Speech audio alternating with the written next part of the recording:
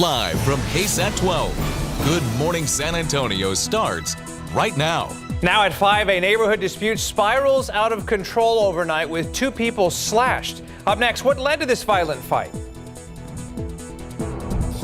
A toddler left with lasting scars from a burn injury. Now the new charges 2 people are facing, and an update on how the little boy is recovering. And another 2-year-old is recovering after nearly drowning over the weekend. What police are saying this morning about what may have happened. Okay, with that, we're off and running. Welcome into Monday. This is GMSA. Yes, full staff today. We're ready to rock. Got a lot to get to today, but first and foremost, let's knock out our weather. Meteorologist Justin Horn, we're still looking at some peaceful conditions, but hot still. That pretty much sums it up, Jeff. Yeah, there's not a ton to the forecast, but we do have some small rain chances showing up today, so we'll discuss that. Plus, I think we may have a few more as we head towards the weekend. Let's get you the current temperature. That is right now 74.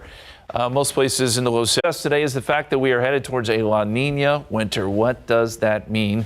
In short, drier than average. But we'll look back at the history and kind of what La Nina means for South Texas as we head towards fall and winter, and what the forecast may look like. That's all coming up here in just a few minutes, but let's toss it over to RJ now. All right, thank you very much, Justin. Taking a look at your traffic authority, and good morning to all of our folks out here. And let's see if we could go to the maps here real quick, because we do have a crash that was reported earlier. That was going to be on 90 east at General McMullen, so keep that one in mind. Thank you very much for going to that as we get you going here on your Monday morning. So this crash just popped up on our maps a little while or so ago. Again, 90 east General McMullen, so that's going to be affecting all of our traffic headed into the downtown area. Now I'm going to put us back on the rotator. 37 at South End Road, traffic is moving along there. That's going to be on the southeast sides of town. Quick update here with our traffic situation on 1604 over by Brandeis High School. We are still seeing some overnight construction right there, both directions 1604, right there by Kyle Seal and Hausman. So we'll check in with Alex Gomez right now and see how things are looking in Drive Cam for us on this Monday. Alex, how are we looking on the ground? RJ, good morning and happy Monday. Things are great downtown right now. There's still a little bit of construction. I did notice that the upper level of I-10 West is closed right now, but it does look like they're going to be reopening up soon within this 5 o'clock hour. So I'm going to make my rounds, RJ. If I see anything big, I'll let you know where it's at. All right, thank you very much for that update, Alex Gomez. We, of course, will check back in with him in just a little bit. Guys, back to you. All right, 5:03 now. New this morning, 2 people are in a hospital and detained after a stabbing overnight. This happened around 11 o'clock on the far west side of town in a neighborhood near Culebra Road and Loop 1604. San Antonio police say a man went next door to complain about a parked car and then brought a knife that looked similar to a machete. That's when we are told that there was an argument at the door, which escalated to a fight, and then that's when the machete came out. We're told the victim was cut on the face and arm, and the suspect was cut on the hand. All right, now to a story that really is hard to hear. These 2 people you see right here, Tyresha Robinson and Devian Marquis Wheeler, are behind bars this morning. So they're accused of pouring boiling water on a 2-year-old boy and not taking him to the hospital for months. That's what an arrest affidavit said in late May or early June, Robinson had just given her son a bath, and while she was in another room, her boyfriend, Wheeler, poured a pot of boiling water on the child. So the boy reportedly suffered severe burns, but Robinson did not take him to a hospital. Instead, she tried to treat him on her own at home for fear that Child Protective Services would take him. The boy was treated for his burns and a broken arm that had already begun healing. Another 2-year-old is in critical condition this morning after a near drowning at an Airbnb. San Antonio police officers were called to a home on the west side around 10:30 yesterday morning. They say that the child may have opened the door while the visiting family was sleeping. All right, coming up on 5:05 now, 2 Bexar County Sheriff's deputies are in a hospital this morning after a chase turned into a crash Saturday night. According to the sheriff's office, a deputy's unit spotted a car speeding and weaving through traffic. They tried to pull the driver over, but that turned into a chase. Eventually, at the intersection of North Weidner Road and I-35, the suspect ran a red light, and that is where the deputy's unit crashed with 2 cars. The suspect got away, but was caught yesterday morning. He's facing charges of evading arrest with a vehicle. The deputies are expected to be okay. This morning, an alleged cyber attack is why Uvalde CASD schools are closed most of the week. These campuses will be closed starting today through Thursday, where district officials tell us that the ransomware has been found in the district servers. They say that this hack affects systems that are crucial for safety and security, such as the central camera monitoring location, visitor management systems, and the phone system. An investigation is still underway at this time. Now, the Texas Education Agency says that they're investigating state educators' social media posts in the wake of the political assassination of conservative activist Charlie Kirk. TEA Commissioner Mike Mora said that in a letter, his agency had learned some public school teachers had posted their shared reprehensible comments related to the shooting. Mora added such comments could violate the state's educators' code of ethics and encouraged superintendents to report any inappropriate content through the TEA's misconduct reporting portal. Now, this comes after several company firings across the country of people celebrating the death of Kirk and advocating for more political violence against conservatives. All right, well, this story here, supporters and friends gathering last night at the Kennedy Center in Washington, D.C. to honor conservative activist Charlie Kirk. Now, Kirk's accused killer could be officially charged in Utah as soon as tomorrow. And as we learn more information about the 22-year-old suspect, as you see right there next to me, officials say he is not cooperating with investigators. ABC's Morgan Norwood has those details. To follow Jesus. Hundreds gathered at the Kennedy Center in the nation's capital last night to remember Charlie Kirk. I speak on behalf of the president when I say President Trump loved you, Charlie. More details are emerging about Kirk's suspected killer, 22-year-old Tyler Robinson. Utah's governor says Robinson is refusing to cooperate with investigators. He has not confessed to authorities. He is not cooperating. But all the people around him are cooperating. Sources say Robinson surrendered after his father recognized him in these surveillance images and urged him to come forward. Authorities say when they recovered the shooter's shell casings, they contained messages. One read, "Hey, fascists, catch." Another referenced an Italian anti-fascist folk song. Investigators also confirming they've now interviewed Robinson's roommate, with whom they say he was romantically involved. His roommate was indeed a boyfriend who is transitioning from male to female, and that he is cooperating with authorities as well. Officials say Robinson had no military experience, but was proficient with a firearm. Multiple social media posts by his family show him posing with guns. About 175 yards from the podium to the shooting location. 175 yards. And would you have to be a pretty proficient marksman to be able to make it, given those conditions? Given the environment, that type of shot is not easy. President Trump continues to blame only the left for political violence, not referencing the Democrats targeted in recent months. But other Republicans are striking a different tone. You need to take the word radical and remove right or left. And radical coming from any direction is not good. Morgan Norwood, ABC News, New York. And staying with this right here, the Trump administration is asking Congress for $58 million for security after the death of Charlie Kirk. The money would be used to boost security for executive, judicial branches, lawmakers, and also Supreme Court justices. Some members of Congress are canceling events until they say that they feel safer. At the same time, the focus is also on social media, with leaders calling for stronger rules to stop graphic violence from spreading, especially to protect kids. And this morning, the president says he's talking with China about what is next for TikTok. These talks come just days before a big deadline that could decide if TikTok gets to stay or is banned in the U.S. Congress wants TikTok's parent company to sell to an American buyer because of security concerns. The president, though, pushing back the deadline before, and he said that there is a chance that he could do it again. And an alarming report this morning about something that's being called bleed air on planes. The Wall Street Journal reported on toxic fumes in planes and the risk for flight crews and pilots. Bleed air happens when engines carry oils and toxins into the cabin if the seals do not properly work. Flight attendants and pilots have also reported brain injuries, and some planes have had to make emergency landings because of smoke. Flight crews say that they want better filters to keep the air clean. Justin?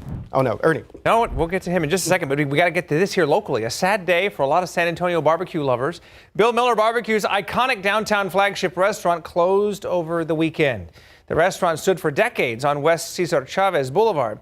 A Texas Department of Licensing and Regulation filing said a new two-story building for the company's new headquarters would be completed this month. It'll be located off Old Highway 90 and 151 on the west side. Right outside with live cam, it is 5:10, 74 degrees. We're going to start off pretty much the same we have over the last several days with partly cloudy skies and warm conditions. I am seeing something in the long-term forecast that gives me a little bit of hope for some rain. We'll show it to you coming up. Well, September is Deaf Awareness Month, and a local ASL teacher is helping students connect with deaf culture. We'll show you how a community festival is making a comeback. And today marks the start of Hispanic Heritage Month, and LULAC kicked off early with a celebration and birthday tribute to a local leader. We'll bring you a hopeful message from him up next. Hi, we are back now, and today is the beginning of Hispanic Heritage Month. The celebration runs through October 15th, a month-long celebration honoring the history and vibrant culture of Hispanic and Latino communities. So the Pearl will host Mariachi Mondays at Pearl Park every Monday from 6 to 7 p.m. The San Antonio Charro Association will host 16 de Septiembre Charreada event from 3 to 6 p.m. on September 20th at 6126 Padre Drive. Those tickets are $15 each. Children under 12 will get in for free. And the League of United Latin American Citizens, or LULAC, decided to get a head start on the celebration and the awareness over the weekend. The organization held a celebration on Sunday afternoon at the iconic Sanchez Ice House No. 1, just off I-10 in South San Saba downtown. The event also served as a birthday party for longtime activist and LULAC leader Henry Rodriguez, who says groups like LULAC are needed now more than ever. Right now we're in very difficult times, but it's up to us, all the civil rights organizations, people that have a conscience and say we want to make things right. So again, Hispanic Heritage Month starts today and runs through October 15th. Also celebrating this month is the deaf community. September is Deaf Awareness Month, and it celebrates deaf culture and history. The World Health Organization estimates that there are about 430 million people experiencing some type of hearing loss worldwide, and it's hard to track down exactly how many people are deaf or hard of hearing. But in Texas alone, here in San Antonio, there is a community where it's called the Deaf Association of San Antonio, or DASA. Hosted the city's first Deaf Festival in more than 10 years this past weekend. My love for the deaf community, deaf culture, I wanted the students to come and see for themselves, see that it's okay to come and talk with deaf people. This is a very loving and welcoming community. Shannon is an ASL teacher at a local high school where she prides herself on getting students immersed in the deaf community. Organization hopes to make this Deaf Festival an annual event once again. All right, good stuff there. September always brings about a lot of different things going on. Let's give you an update here with the traffic situation. 90 at 410 on the west side of town. A quick shot there, 35 Fisher Road. There were reports of a stalled vehicle there. You see it.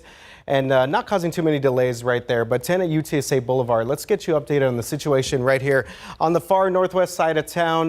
My man on the ground, Justin Horn, astutely pointed out to me earlier that a chunk of I-10 over here by UTSA Boulevard was closed due to overnight construction. According to our maps, it looks like that construction is actually lifted over the past couple of minutes or so. Also, same situation over here by Kyle Steele Parkway and Hausman. Also, this area, this is the Babcock area as well. Looks like traffic for the most part moving along on parts of 10 at 1604. Quick update here. Looks like we still have that one incident there, 90 at General McMullen eastbound lanes. But I did want to bring your attention to this. This is going to be I-10 1604 in East Bexar County. So this one particular stretch right there of 10 going east from 1516 to 1518 looks like we are still dealing with some overnight construction. You see some of the lights there off to the distance. So we'll keep an eye on this situation. Let's check in with the one and only Alex Gomez on this Monday morning. Alex, how we looking, my man, on the roads in Drive Cam? Go ahead and give us an update if you can. Yeah, good morning, RJ. Well, it's not so good over here on the east side. That's exactly where I'm at, East Bexar County, I-10 eastbound near 1604. And as you mentioned, we have construction over here, so all of the lanes are going to be closed, and we actually have to exit now right at 1604. So the highway's going to be closed, I-10 eastbound. That's headed towards Seguin and the surrounding areas. But I'll let you know how that's going to impact traffic and where I can re-enter the highway. Oh, and RJ, how about them Cowboys? Okay, yes. Big win for the Cowboys. Of course, crazy game yesterday against the Giants, and I know my guy Justin Horn's excited because his Aggies pulled out a win. Controversial nonetheless, but still. Dude, it gave me some cardiac issues yesterday between the Cowboys and the Aggies. Those were some games, I tell you what. Exciting stuff nonetheless, and yes, I am very excited. Still early in the season now. All right, Futurecast today. We've got a couple of showers I think that are going to pop up during the afternoon. These will be few and far between. So we're talking a 10% chance of rain here.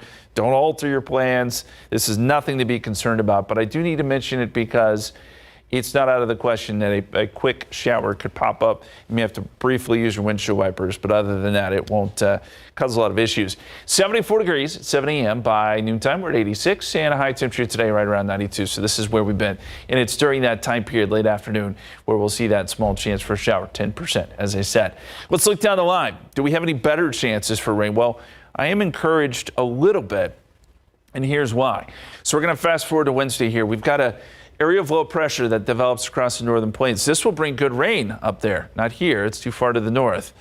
But the way the pattern sets up, because we have that low here and a ridge of high pressure down to our south and west, we get flow out of the north and west by the time we get into Saturday. A lot of times this can be good for us because we get some energy that'll come out of West Texas. Now, that's not a guarantee, and I would still say rain chances here at 20%. I'm not seeing a huge signal that we're going to get, widespread rain or anything like that. But some isolated showers and storms I think will be possible Saturday underneath this pattern. And probably again Sunday too. We'll still have some northerly flow around that high. So I did add in some rain chances both Saturday and Sunday, 20%. Best we can do. But at least it's something. And temperatures, meantime, will stay warm. And as we look down the line, I mean way down the line, we're talking the winter here. La Nina is expected to come back. We had a neutral year, a neutral winter last year. Now it is looking like we are moving back into a La Nina type situation. What does that mean? Typically it's drier and warmer on average for us, although I will tell you, in La Nina years, we certainly can get some cold snaps. Just think 2021, okay, that was the big freeze. But El Nino years, we had 2015, 2016, 2019, and 2024. La Nina years, we were in La Nina basically from 2020 to 2023, and now we're headed back into it. So that does not bode well for our rain chances as we head into winter, but we'll keep you posted. Otherwise, low 90s, low to mid 90s each and every day, and you see those rain chances there over the weekend, 20%, both Saturday and Sunday. One thing I've noticed, there's acorns everywhere. I was working in the yard, I got pelted in the head a couple times. So, with that in mind, which animal is known to assist quite ferociously, in fact, in the reproduction of oak trees? Is it raccoons, squirrels, deer, or wild pigs? You can vote, ksat.com/polls, get the QR code. Squirrels, 100% of the vote right now. Yeah. All right. Thank you very much, sir. Okay. 521 right now, 74 degrees outside. All right, so Elon Musk company has reportedly laid off 500 workers that were tasked with training Grok. That's an AI assistant. We're going to have the latest on that and your tech headlines coming up.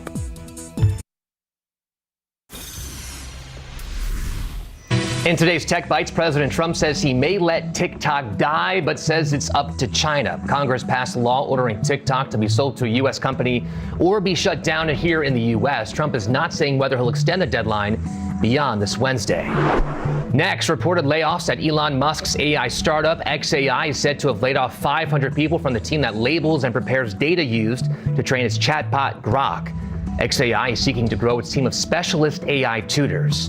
And Kodak just made a new camera so tiny and small, it can fit onto your keyring. Charmera, that's the name. It's smaller than your AirPods case. It costs $30. It can shoot pictures and videos. It comes in 7 different designs. It comes in what's called a blind box, so you won't know what design you're getting until it's unwrapped. Those are your Tech Bites. I'm Perry Russum. Have a great day. I want one of those little thingies. Sure. I would actually get that. Okay, here we go, guys. Speaking of something else that's very interesting here at 525, school's back in session, and we want to help you shout out the educators making San Antonio schools bright. Now's your chance to nominate your favorite educator at your school or your child's school for KSAT's Educator of the Month Award. You can start by scanning that QR code that you see right there on your screen.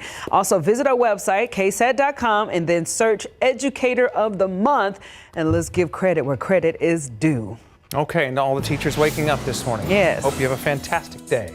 All right, 526, 74 degrees outside. We got to look at some of the musicians who donated their time to Kerrville this weekend. We'll also look ahead at some of the things happening in Kerrville and Ingram today. Hello, good morning. Coming up on 529 right now. Again, thanks so much for waking up with us on this Monday. Go Birds. Eagles. Right, I was like, which bird you talking about? Oh, well, UTSA, Eagles. There's a lot of winning teams this weekend, so either we way. did have a Battle of the Birds, so UTSA gets off the schneid, as some old sports term, as they get their first win. Congrats to the Roadrunners, beating the Cardinals. Yeah. A lot of people were outside tailgating, doing their thing this weekend. We had some good weather conditions. Yeah, I mean, the sentiment, I think, for most San Antonians it's hot, but it's doable. You know, these afternoons are a little rough, but the mornings have been okay, the evenings have been okay, and today will be no exception. Partly cloudy skies, noontime 86, and then by this afternoon we're up around 92. Now, we'll point out there is a chance for a stray shower, 10%. It's going to be very hit or miss, but there is a small chance there. I think we go through most of the week rain-free. Saturday and Sunday are days where we've bumped up the rain chances just a little, and it's because of the pattern that I'm seeing. It lends itself to maybe a bit more coverage as we get into the weekend. Still, it's not a situation where your weekend's going to be a rain out or it will cancel a lot of your plans.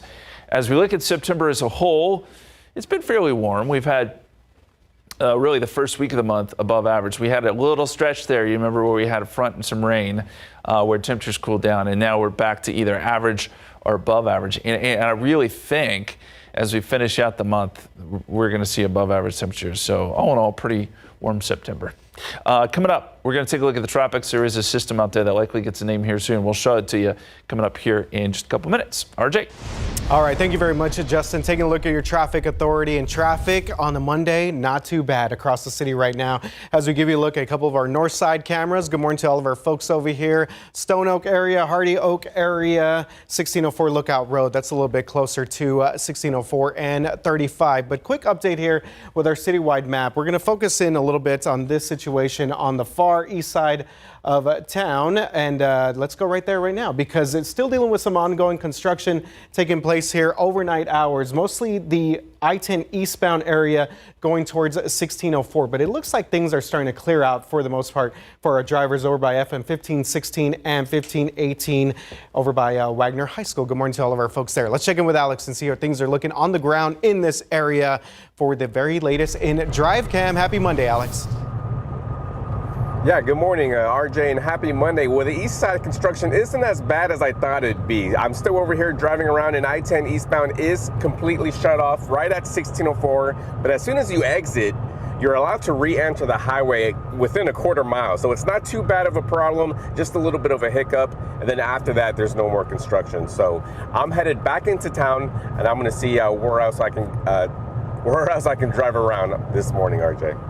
Okay, thank you very much, Alex. We'll check back in with him in just a little bit. Guys, back to you. Happening today, the Ingram City Council will meet to discuss their budget and tax rate for the 2025 to 2026 fiscal year. They will also take possible action on the proposed Kerr Emergency 911 network, a system that delivers emergency telephone calls to the appropriate public safety dispatcher. And also happening today, Kerrville will meet to discuss economic improvement. Some things on their agenda include the city's continuing response to flood recovery efforts and project status updates to the downtown area streetscape, Olympic pool renovations, and parks and traffic signals. Local musician Corey Weaver put together a benefit concert in Kerrville over the weekend. The money raised there will all go to Lorena Guillen, the owner of Howdy's Restaurant and the Blue Oak RV Park in Kerrville. So the park was swept away in severe flooding on July 4th, and the restaurant suffered a lot of damage too. So Weaver brought the community together with music and vendors to help out local businesses that everyone in Kerrville knows and loves. The one thing I know how to do is play music and get people together, and so was able to get a large group of musicians to agree and donate their time, and we want to see this place get back up on their feet. It's just the community getting together again to help each other, and that has been from day one the only source of help that we ever gotten. Linda hopes to keep bringing in money from Howdy. She says that she just wants to make sure that she can keep paying her employees so that no one else has to be impacted any further from the devastating summer they've already had. Plus, we got to give this reminder out for the people out there still looking for that financial assistance from the Hill Country floods. The deadline to apply September the 28th, which means those who live in qualifying counties can submit damages and make claims to FEMA. We have that link again on our website at KSAT.com where you can apply. All right, to get this, a canine sniffed out 500 pounds of methamphetamine. Yeah, it was actually found inside of a rail car yesterday morning in the San Antonio area. So according to a social media post by San Antonio police, they, alongside state and federal law enforcement, were inspecting freight cars. That's when the canine alerted them to the narcotics inside one of them. They found hundreds of pounds of drugs worth more than $1 million. Good boy. Okay, we got a shooting on top of the downtown parking garage. That left one person dead and multiple injured. It happened just before 1:30 yesterday morning at the River Center Mall parking garage. San Antonio police say that someone pulled out a gun as a group of people were arguing. And when police got there, they found one man dead and an 18-year-old taken to the hospital in critical condition. A 16-year-old was also grazed by a bullet. SAPD says that as of right now, no arrests have been made because several of the people who were detained have been uncooperative in this investigation. An investigation is also underway into a shooting that killed 2 people over the weekend. SAPD got a call about a fight, and they were dispatched to the Casa del Sol apartments on the northwest side. They found a man with a gunshot wound at the front entrance of the complex. He was taken to a hospital where he later died. Now, while investigating, police found a second victim who had also been shot near an apartment door and died at the scene. The shooter is still unknown. School districts around San Antonio are working to follow a new law that went into effect on September the 1st. It requires parents to give permission before schools can provide certain health services to the students. Basic care like Band-Aids or checking a fever doesn't need parental consent, but does require notification. Medical treatments and medications do need parental consent. If you have any questions, of course, you can reach out to the Texas Education Agency. And at KSAT.com, we got a list of local school districts and their responses to the new law. The American College of Surgeons says it is seeing a surge in injuries across the country, particularly among children and teenagers. That's because of the rising popularity of electric bikes and scooters. The American College of Surgeons says it is a problem nationwide, with more than 20,000 people hurt while riding electric bikes every year. About 3,000 of those require hospitalization. Head injuries are the most common, but there have also been deaths. Doctors say that many times riders see in the ER either did not have a helmet or they were not wearing the right one. This helmet is rated a level 3 helmet, which would be up to 28 miles per hour. And you can see it has a kind of a full shell around it that protects the head. It's also harder than the other one and is better for these higher rates of speed. So Dr. Levy recommends checking helmet ratings before you buy one, and one place to do that is to check Virginia Tech helmet ratings. The university, in collaboration with the Insurance Institute for Highway Safety, have evaluated nearly 300 bike helmets. You can find the results on their website. Just go online.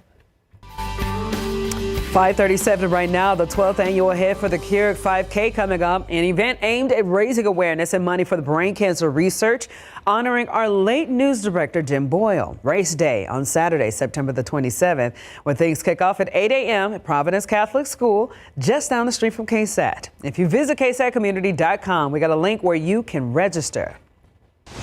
And please head out there. It's one of my favorite events. We'll all be out there running as well, so we hope to see you. We've got a few clouds out there this morning, pretty comfortable. Temperatures in the mid-70s. Coming up, we're going to take a look at the oak count. Have you noticed all the acorns? We'll show you why that's happening and how long it'll last. Coming up. Okay, fans of the silver and black were out in force trying to get a spot in a new fan section, and Wemby himself was a guest judge. Plus, we got a scam being shared on TikTok to tell you about. Just ahead, what you need to know before you think you are cashing in.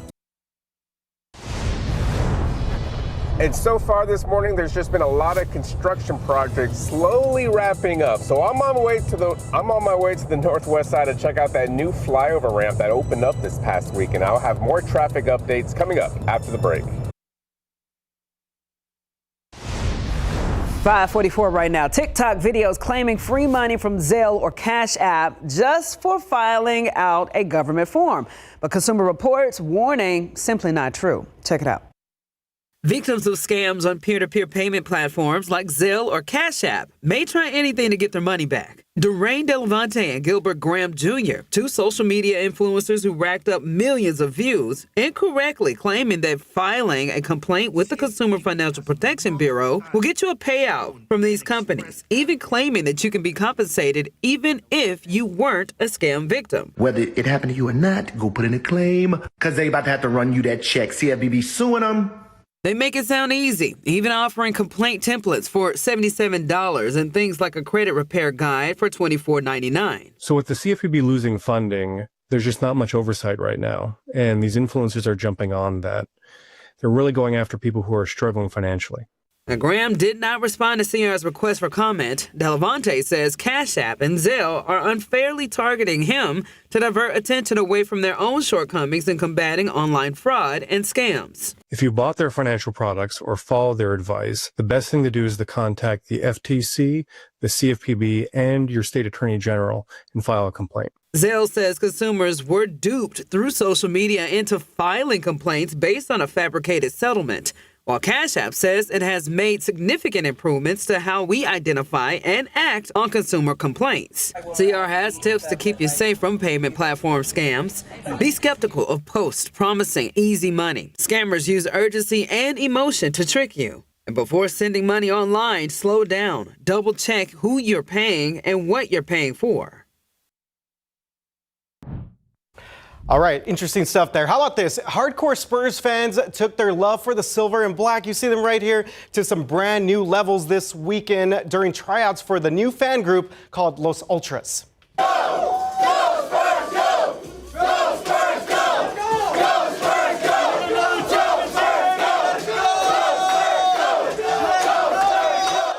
Okay, you see them right there. Hundreds of fans lined up early Sunday morning at the Freeman to show off their Spurs spirit. Wemby was even there to judge these Spurs superfans in person. The group will have around 70 people who will be some of the loudest and rowdiest fans at home games this season. It's not going to be my thing. It's going to be the team's thing and the fans' thing. And I'm just trying to, use the power I have to make things move, and to allow the community to have this fun and to have this experience. Spurs Nacho!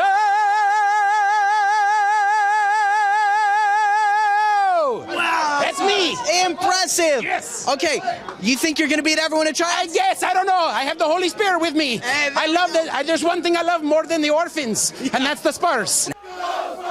And of course, playing off of Nacho Libre there, Nacho Ginobili right there. Each fan selected pays $1,000 to be part of the group, but that will cover all the home games and some other cool benefits. The Spurs say that they will reach out to the finalists within the next week or so. Awesome. I love that shirt she got on. I need to figure out where she got the glitter from. That's bad to the bone. The drum belongs to the team, right? I don't know. That's at first I thought, did a fan actually bring the giant snare drum in their trunk? That is amazing in every way. Yeah. I love that so much. Well, just like Spurs Nacho, Justin got the Holy Spirit with him with the weather forecast. There you go. Yes. We're going to have to start praying for a little bit of rain now at this point because we do need some more rain back in the picture, but there's just not much there. There is a small chance today, as we look at the big picture here, all the storm systems, at least as of late, have been way up to the north. And these are up across the northern plains, and that's where most of the rain will be really over the next week or so. That said, we have just enough moisture today to where we could get a stray shower storm. There's a 10% chance of that. High temperatures will be up around 92. We'll make it to 86 noontime and then into the low 90s during the afternoon. And I would say roughly between 2 and 6 is when you may see one of those random stray showers. We can see that here on Futurecast. It's just sort of that influx of moisture, just one or two of these very light, brief showers. And then by 5, 6 o'clock, most of this is dying down. And that's probably kind of our one rain chance at least this work week. I think as we get into the weekend, we'll get some more chances for rain. Hey, let's go out to the tropics. This is the Atlantic, of course, and this is soon to be Gabrielle.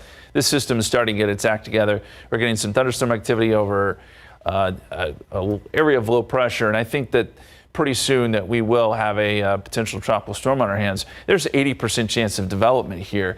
Now, initially, the conditions aren't great for development, but I think beyond that, it does get a little bit better as this moves west and northwest. Now, what I'm seeing is that this probably curves off into the Atlantic, and this would not be a big issue for the United States. But as always, we still need to watch it because things can change.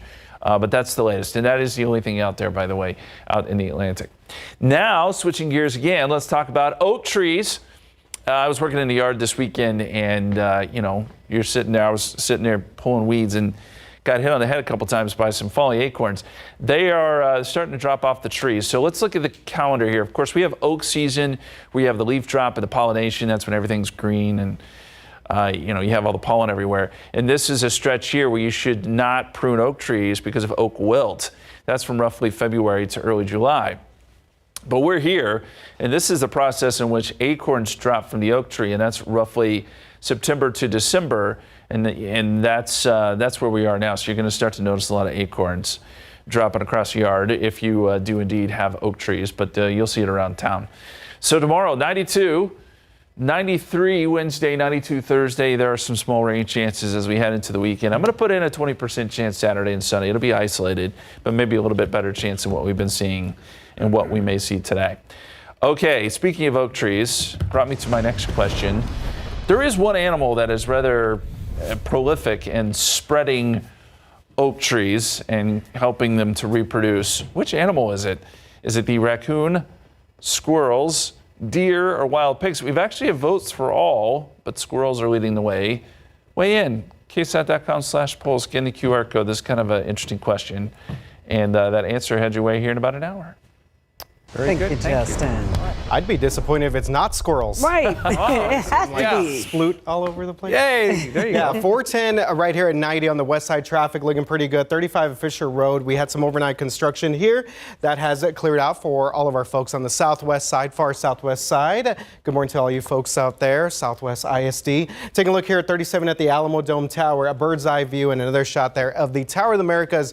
Traffic is moving along. 37 for the most part. Again, big win by UTSA over the weekend. Let's get you updated right here, northwest side of town. I-10 going west right here at Huebner. Reports of a stalled vehicle here, but I'm not seeing anything that's going to be too much of a cause for concern at the moment. Our traffic maps also not indicating much of a delay there. Now, KSAT is reporting some ongoing construction right here at 10 at Frio Street.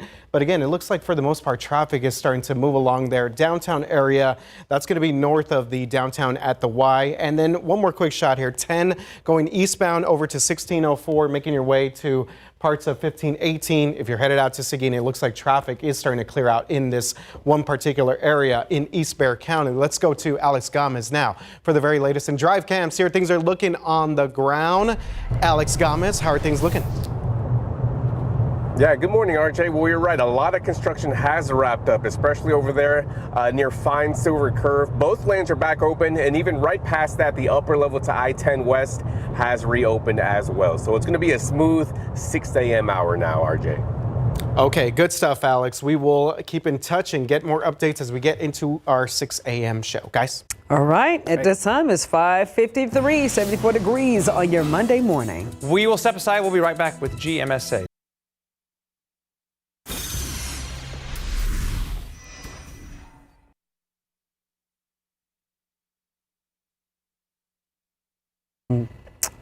Okay, here we go. Today is National Double Cheeseburger Day. Now, while the hamburger sandwich first appeared in the 19th or early 20th century, there's dispute over exactly where that happened. But regardless of the debate, No doubt the burger has become a culinary icon in the U.S. Over the years, burgers have gotten bigger with essential added on ingredients like cheese and that delicious bacon. You can celebrate today. Suggested that you go grill out or share some pictures of your meal at your favorite burger joint on social media. So whether that be Whataburger, Burger Boy, or the homegrown grill, do your thing. So it's double cheese. What if I just want a single regular patty? one? Yeah. I don't know how people do the double cheeseburger. That's a lot. Yeah, I'm with you on that. It only takes so much. But nonetheless, celebrate responsibly today.